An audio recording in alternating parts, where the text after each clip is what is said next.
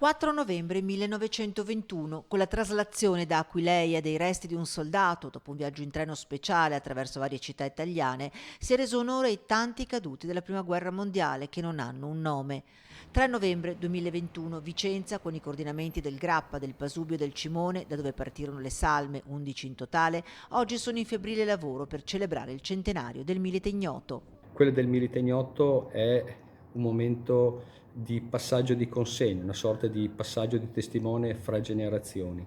Il grande conflitto, la grande guerra, ha avuto la caratteristica di unire un popolo. Un grande messaggio anche per tanti ragazzi che oggi vivono e forse non conoscono qual è stata l'abnegazione e lo spirito del dovere che portò tanti ragazzi invece del 99 a morire sulle nostre montagne. La cabina di regia della provincia è al lavoro con i vari coordinamenti anche in estate per organizzare attività ed iniziative volte proprio a coinvolgere i più giovani. Vogliamo coordinare un'attività con gli istituti superiori e gli istituti comprensivi, coinvolgendoli in questo centenario importantissimo, cercando di capire da loro quali sono i valori, cosa sentono, come vedono questo centenario.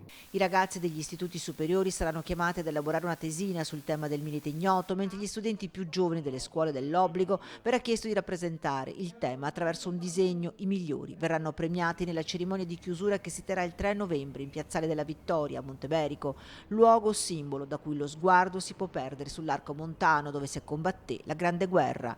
Infine, tra le cerimonie la più significativa, la staffetta Cremisi, organizzata dall'Associazione Nazionale Bersaglieri, che porterà la riproduzione della campana della pace nei luoghi che nel 1921 hanno ospitato una salma del Milite Ignoto prima della tumulazione nell'altare della patria a Roma, quindi Bassano, Gaglio, Valli del Pasuvio e Vicenza.